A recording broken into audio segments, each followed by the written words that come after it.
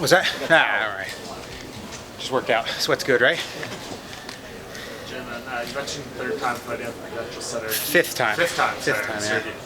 Does it feel like this could be the last? I mean, UFC doesn't come to New Jersey nearly as often as they used to. You mentioned how you're on the later stage of your career. Do you feel like this could be the last time you fight on the show in New Jersey?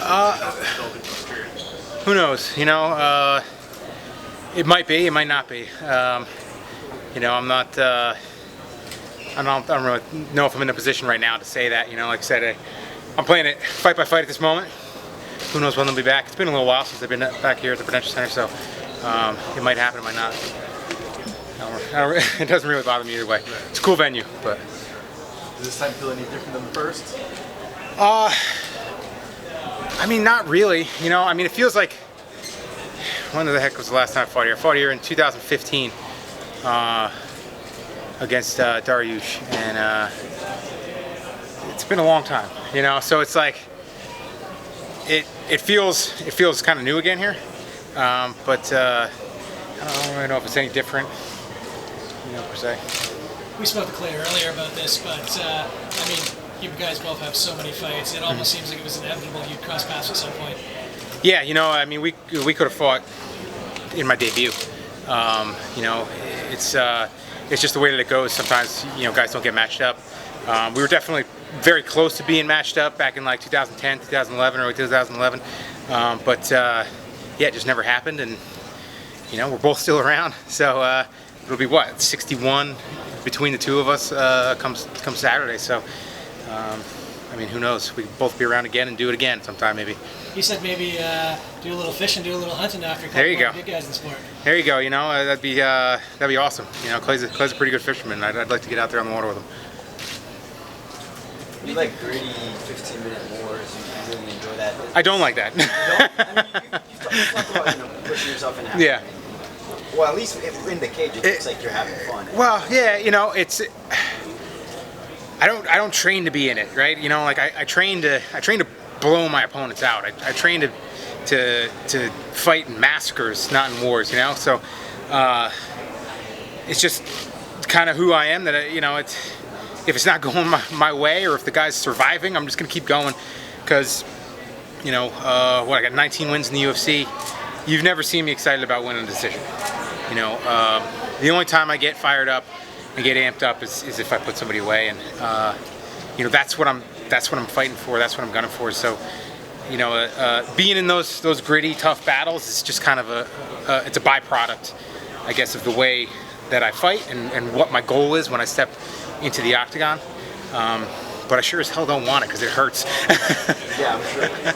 So, what do you make of Clay as an opponent? Because it seems, you know, he's got a lot of cardio, high output, right? Works really hard. Yeah. He's a grinder. It seems that fight kind of it's kind of trading. Yeah, you know, it's definitely that matchup that it's got the makings. You know, neither one of us are going to back down. Neither one of us are going to stop. You know, we've both been in those tough scraps, those bloody fights. You know, had the chips stacked against us, and where, you know, some other fighters might find their way out, we haven't, and you know, it could be that fight.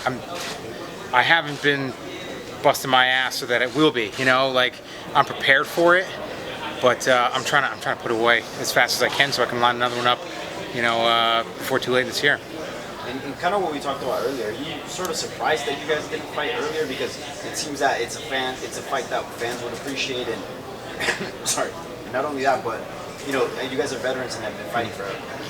You know, I wouldn't say really surprised. You know, it's just one of those things that sometimes the matchups get made, sometimes they don't. And you know, he was at 45s for a bit there, and if he hadn't gone to 45s, I'm sure that we probably would have been matched up a little bit sooner. You know, we both stayed in the game long enough, so it was bound to happen. And you know, it's one that I'm excited for.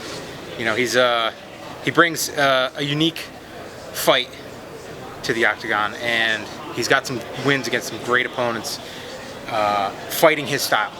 So it's a tough test for me, but I feel like I'm prepared, and I'm ready to go. And you mentioned that at this point you're just taking fight by fight, like you don't know if you're going to stop fighting. Why is that? Is there a specific reason? You know, in 2016, early 2016, I was prepared to make UFC 200 my final fight. That was in the weeks leading up to my fight with Diego at 196. I was gonna fight that fight and win or lose, tell Joe Silva, I wanted to be on 200 as my final one. And then I found out I had Lyme disease, and so I gave it a little time. I was like, all right, let's see what the medication can do and what I can how much of this is going to go away. And it was a big step forward. I wasn't out of the water for a bit there.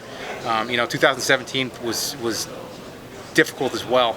It kind of came back and kicked my ass for a bit there.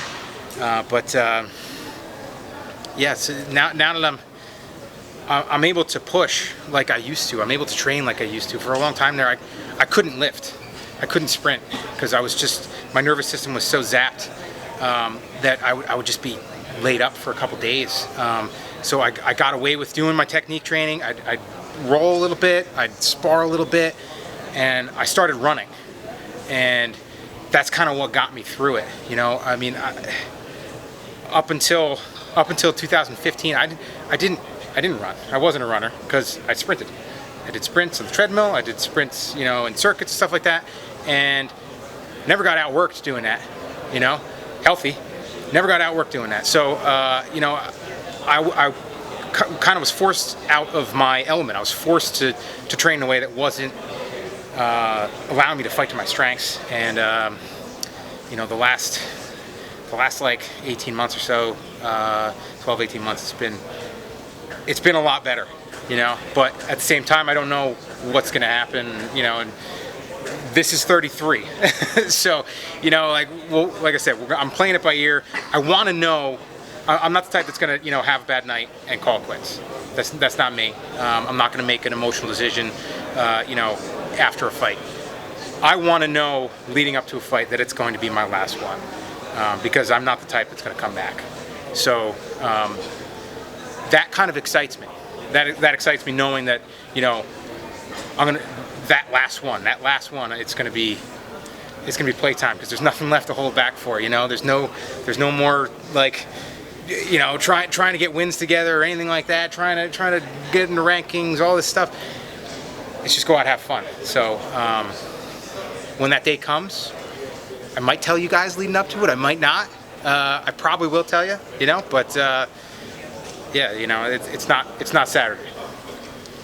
What do you think the key to having this long career is, having this longevity in your career is, what other guys can't do?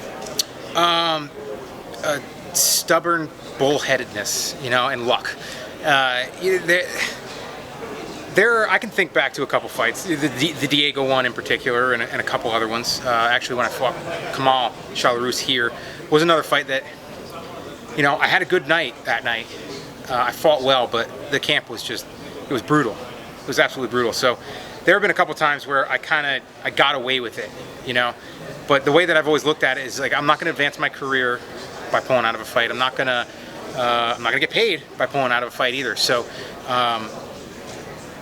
I cherish the opportunities. I really do, and I've been lucky, knock on wood. I've been lucky that nothing like super devastating has happened. I've had, there's plenty of things going on in my body that I'd rather not be, injury-wise from making a career out of this. But it's kind of been luck, like. I've been cut plenty of times 2 weeks before fights, a little crazy glue and everybody biting their tongue has kind of helped me out and being lucky enough not to get busted open in the fight as well. But it's I don't know. Like I said,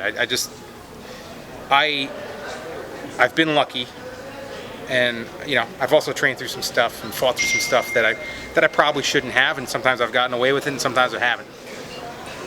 So anything about your game specifically? Clay mentioned that just being a wrestler and that wrestling mindset is what's helped him get through. What anything about how you fight specifically that's allowed you to keep your career going as long as it has? I don't know. Maybe just the pressure aspect of it. I I enjoy fighting because I enjoy what it brings out of me to me. You know, like I like the push. I like feeling fatigue. I enjoy that in training.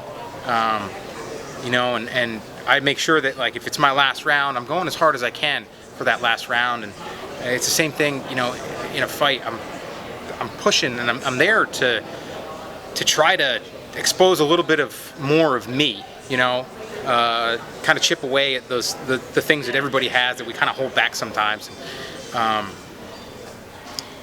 I think that pressure has fatigued some of my opponents enough that they haven't been able to do as much damage as they probably could have. Back to your question, you know, like that's what kind of has saved me, I think. But you know, the fighting, it beats you up, but the training's the one that gets most guys. So you know, just being lucky in the room, having good training partners around me has truly been one of the biggest things that's helped me. You know, it's not about winning, it's about getting better, and that's something that pretty much everybody through the years that I've trained with has had, you know, in common. Thanks, guys.